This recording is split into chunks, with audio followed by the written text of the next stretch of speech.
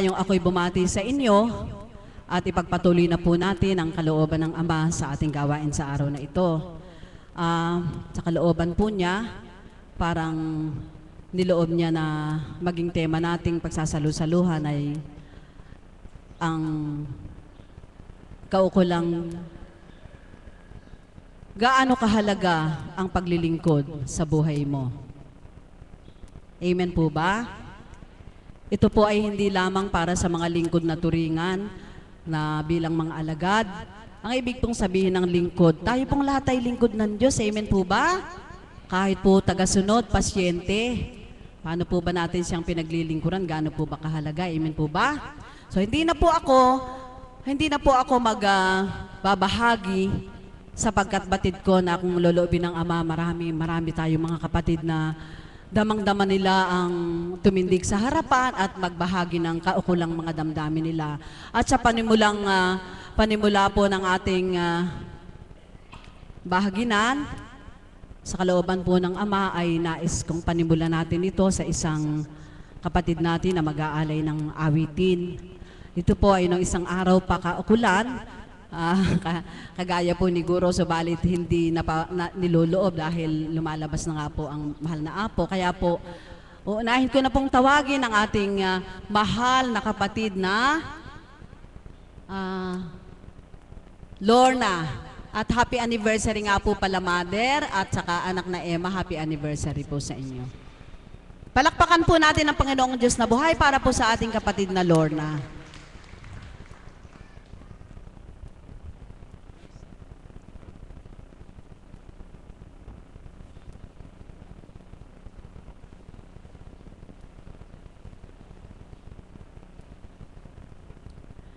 Isang banal na umaga po sa ating lahat. Purihin po ang Ama at nandito po tayo ngayon na minsan pa'y nagkatipon-tipon sa panawagan niya upang atin po siyang papurihan at pasalamatan. Buhay po ba ang Diyos? Ngayong umaga pong ito, talagang damang-dama ko po ang pagmamahal at patnubay ng Ama. Noong una po akong tumayo dito, ang una ko pong hiniling sa Kanya, muli po niyang tawagin ang aking nanay sa dakong ito upang pasimulan po na muli po ay makapagbalik loob dahil isa po nga siya sa tinawag. Ayun po yung nanay ko. Isa po siya sa napagaling ng dambanang ito sa pamamagitan po ng banal na Espiritu sa katauhan po ng kanyang kinulugdan na si Apo. Nung una po akong tumayo dito, ang luha na lumalabas sa mata ko ay luha ng lungkot, tampo, sama ng loob. Subalit ngayon po, ang luhang nakikita nyo na dumadaloy sa mata ko ay luha po ng kasiyahan, luha po ng galak, na alam ko po na kahit po unti-unti po ang nararamdaman ko na tinatawag po niya ako upang magbalik loob sa Kanya. Dinidinig na po niya ang mga panalangin ko. Ayan nga po bilang patunay na sa kabila po ng maraming mga pagsubok, maraming pagdadalisay, isa pong buhay na patotoo na nandito nga po ang aking ina at ang aking ama, na dinadalangin ko po sa Ama na ito na po ang simula ng aming pagbabalik sa Ama bilang isang pamilya. Sa atin pong tema ngayon na paano po tayo makakapaglingkod, siguro po sa akin po, sisimulan po natin ito sa pagbabalik loob sa Kanya. Ito pong awitin na ito ay inihahandog ko po sa lahat ng mga tinatawagan ng dakilang Ama na pumarito upang maisabuhay po kung ano man po ang layon niya. May sakit man po, may problema, kung ano man po ang mga pinapasan natin sa buhay. Hinihiling ko po na huwag po ang aking tinig bilang tao ang papakinggan, kung hindi po ang bawat mensahe o liriko na idinatal sa akin ng Ama upang magsilbing inspirasyon po sa inyong lahat. Para po sa inyo at sa ating dakilang Ama.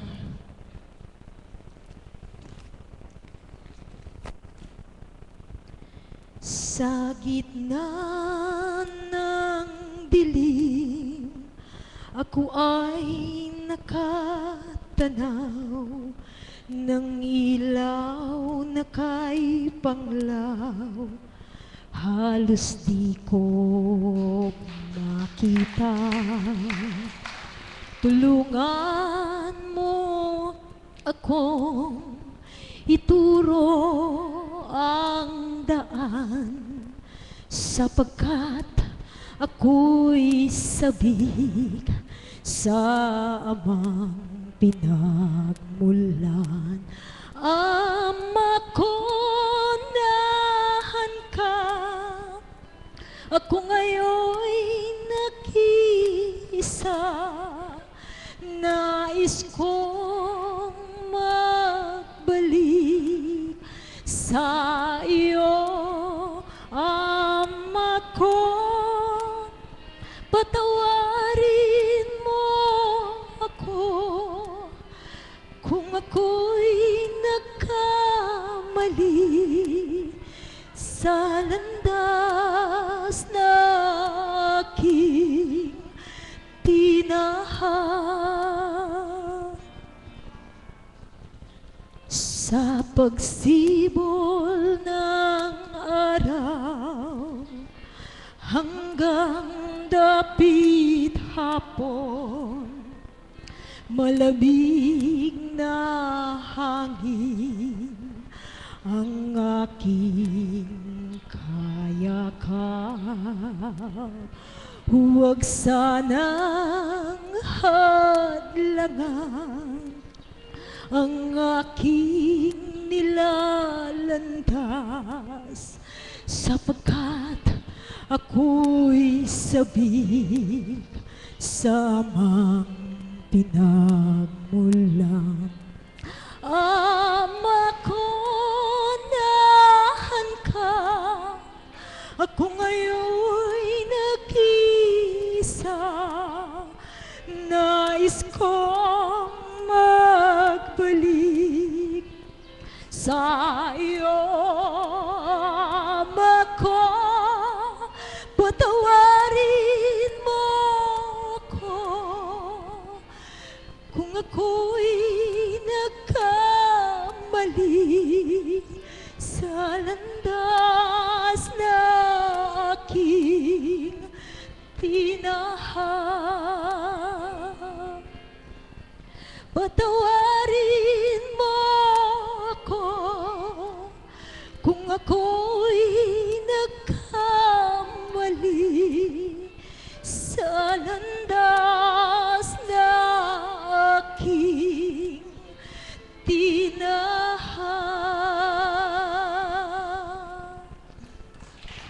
Muli po, isang mapagpalang at banal na umaga po para po sa ating lahat.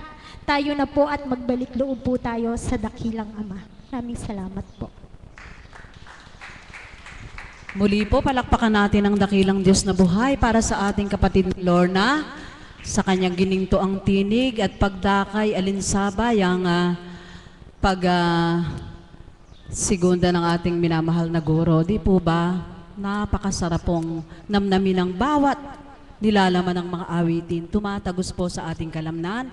At kung papaano nga po doon sa kanyang inawit ay nakapaloob ang ating temang tinatalakay. Gaano kahalaga ang paglilingkod bilang hindi naman siya alagad sa kaparaanan ng maakay niya ang kanyang minamahal na ina sa dakong ito at sa pamamagitan ng tinig na pahiram sa kanya ng ating Panginoong Diyos ay naiaalay niya ng buong katapatan. Amen po ba? Salamat po. At sa pagkakataon pong ito, nais ko naman pong muling tawagan ang isa nating kapatid na nagdiriwang ng kanyang anibersaryo sa kanyang muling pagsilang sa Espiritu. Palakpakan po natin ang ating Panginoong Diyos na buhay para sa ating kapatid na Emma.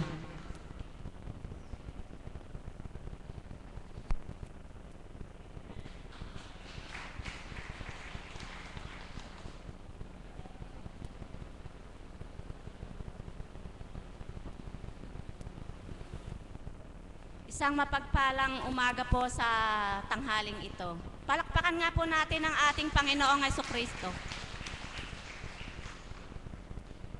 Ang maibabahagi ko po sa umagang ito, puro po pagpupuri at pagpapasalamat sa Ama.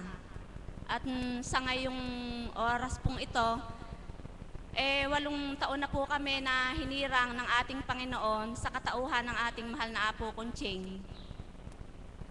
Sa unang taon po na ako ay hirangin ng ating Ama, napakahirap po para sa isang may pamilya na ikaw ay hirangin ng Panginoon. Kasi nga po, kapag hinirang ka ng ating Panginoon, marami kang isusuko. Subalit, mayroon nga po tayong mga alalahanin, mga kuwan sa ating buhay, na paano nating maiiwan ang ating mga anak at ating pamilya na kung ikaw ay maglilingkod sa Kanya, paano ang tatalikuran mo? Subalit nung unang mga taon po na yon, patuloy pa rin po ako na naghahanap buhay. Nagbibiyahe po ako ng gulay sa Balintawak. Subalit iyon po ipinahintulot naman ng ating Panginoon sa katauhan ng ating mahal na Apo Kunching, na kahit daw po 2 beses, 1 linggo, pwede naman akong maghanap buhay. Ang ginawa ko po, naghahanap buhay din po ako nung mga panahon na yon. Subalit, pagdating ko po rito at ako'y papasok na, sasakay na po ako sa sasakyan ni Mother Marisa. Masakit na po ang aking kalooban. Kasi nga po, magtutura ng espiritu na pangungusapan ako. Ang sama po ng loob ko. Paano kung mabubuhay kung sa mga oras na yon, patuloy kong hindi tatalikdan.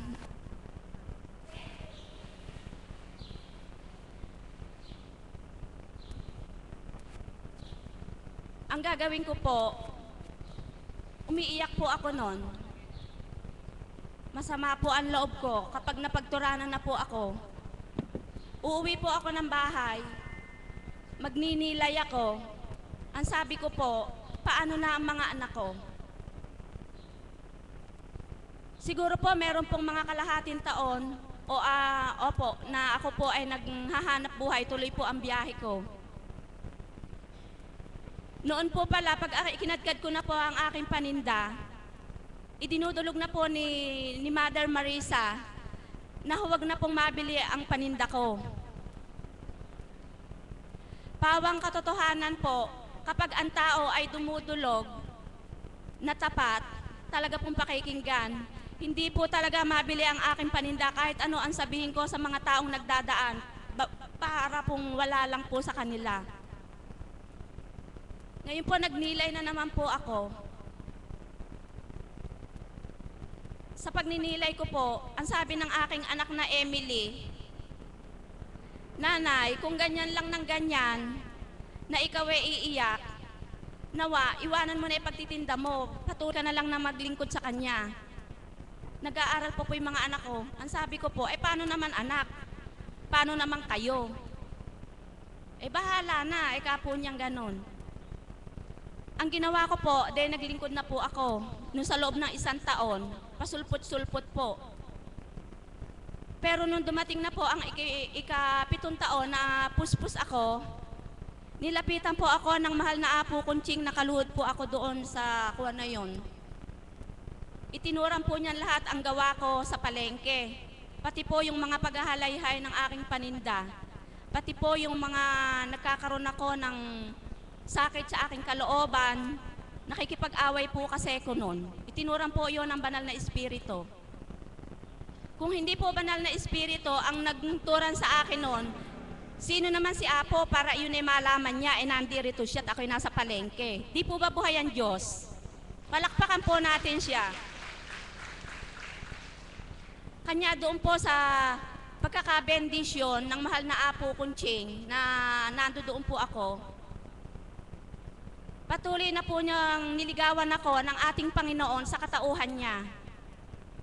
Sa aking pong pagninilay, ibinigay ko na po ang aking buong katapatan sa Kanya. Isinuko ko na pong lahat, ang kalat-lahatan, para mapaglingkuran ko po siya. Pero subalit buhay po pala ang Diyos. Kahit po hindi ka maghanap buhay, kapag siya po ang inuna mo, buhay na buhay siya sa ating buhay. At noon pong ipinagkaloob ko na nga po ang sarili ko sa Panginoon, iba na po lagi ang aking nararamdaman talaga. Ang bawat oras po ay mahalaga sa akin sa paglilingkod sa dakong ito. Lalong-lalo na po, masulyapan ka lang ng banal na Espiritu sa katauhan ng mahal na Apo Kunching para siyang may hinahanap kapag wala ka. Pero pag nakita ka niya, ang titig po sa iyo ay talagang kaiba. Palakpak po natin ang ating Panginoon. At nang matanggap ko na nga po na masarap palang magmahal ang Diyos, ganun ko na rin po siya minahal. Ibinigay niya lahat ang biyaya sa akin. Di po ba ang paghinga ng tao sa umaga, isa pong biyaya iyon. Ang pangalawa pong biyaya, yung ating kalusugan at kalakas ay ipinagkaloob niya. Kaya po, manahan lang po tayo sa banal na Espiritu, isuko po natin lahat ang ating nagawang pagkakasala, pupuspusin niya po tayo. Hindi po niya tayo pababayaan. At lahat po ng kanyang itinuran ay naganap sa anak ko. Ang sabi po niya, doon sa anak kong panganay, makakatapos ka ng pag-aaral. Purihin ng Ama, binigyan ng anghel ng ating Panginoon na siya nga po ay nakatapos ng pag-aaral. Salamat din po sa anghel na ipinagkaloob niyang walang pakpak. Salamat po. Ngayon naman po, itinuran din po niya nung makatapos na ang aking anak na panganay ay makapagtatrabaho. Ngayon po, lahat po ng itinuran niya, inaangking ko po iyon. Nakatanim po sa isip ko. Nagbata ko, naghintay, nanalig, nakapagtrabaho po siya. Nang isang araw po, nakipag-vigil kami, kasama ko rin po ang mahal na Apo Kunching. Yung bandana po ng mahal na Apo Kunching, ibinalabal sa aking anak na panganay na hinirang din po dito. Na ang sabi po niya, siya ay makakapagtrabaho. Totoong-totoo po, nakapagtrabaho. Marami pong tumawag sa kanyang trabaho. Subalit isa lang po ang kanyang tinanguan. Pagkaraan po noon, may mensahe na naman pong ipinagkaloob sa akin ang banal na Espiritu sa katauhan ng mahal na Apo Kunching. Nang anak ko nga daw po makapag-a-abroad. Purihin ng Ama, walang pagkabula ang kanyang tinuran. Nasa Taiwan po siya ngayon. Kaya salamat din po sa mga anghel niyang ginagamit sa aking anak. Ngayon naman po, ang papuri ko rin po at pasasalamat sa Ama. Nawa po, tayong mga naririto, na kung tayo may karamdaman, isuko po natin lahat talaga sa Ama at ipagkakaloob niya po ang kagalingan. Sa kagaya ko po, nung bago ako mag-birthday ng 27 nung March, nalak po itong aking bibig na ito, natulog lang po ako, nung magising ako, hindi na po yan mabuka. Ganyan po ang mga kaganapan ng hinirang na talagang sinusubukan. Pero kahit po sinubukan kay lumabang ka, siya ang panghawakan mo, hindi kanya pababayaan. Alam niyo po, yung palad ng mahal na Apo Kunching, nung sinampal sa ganito ko po, 5 tampal ang pandama ko po, napakalaki ng kamay. At lahat po ng mga daliri, kung saan po yung masakit, yun po ang tinamaan. Purihin ng Ama, ngayon po, magaling na, wala na akong nararamdaman. Kaya yun po ang masasabi ko sa atin na nangandirito. Wala na tayong hahanapin pa, kundi tanging Diyos lamang sa katauhan ng mahal na Apo Kunching. Salamat po, salamat sa inyo. Purihin ang Diyos na buhay. Nakapulot po ba kayo ng aral sa pagbabahagi ng ating kapatid na Emma? Di po ba sa kanyang pagbabahagi, inialay niya sa Panginoon at doon nakapaloob din kung ano ang naging kahalagahan ng paglilingkod niya sa Panginoon sa pagiging matapat niya. At inuna niya ang Panginoon kaysa sa kanyang gampanin bilang tao sa sanlibutan. Kaya po bago tuwirang tumawag muli ako ng isang magpapagalak sa atin na magbibigay ng isang awitin, nais ko po munang tawagin ang isang kapatid natin na muling magbabahagi. Palakpakan po natin ang ating Panginoong Diyos na buhay para sa ating kapatid na si Mami Beth Chico.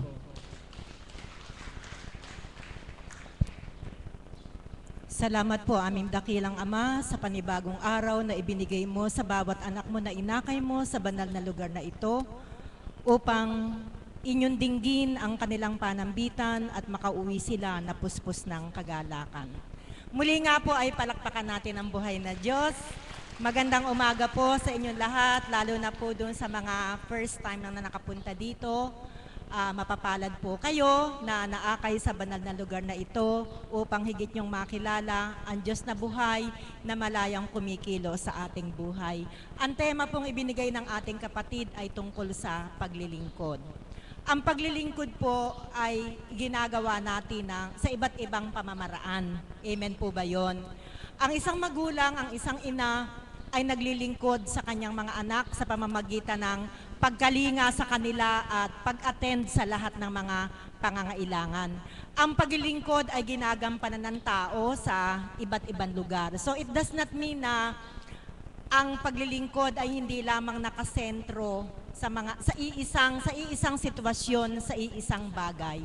Ang lahat po tayo ay tinawag ng Panginoon na maglingkod sa Kanya sa iba't ibang kaparaanan. Amen po ba yon? Sa paglilingkod natin sa Panginoon, Siya po ang ating gabay at patnubay. Ibig sabihin, sa lahat ng ating mga ginagawa, madali naman pong mapaglimi kung ang panawagan ay mula sa Kanya. Amen po ba yon?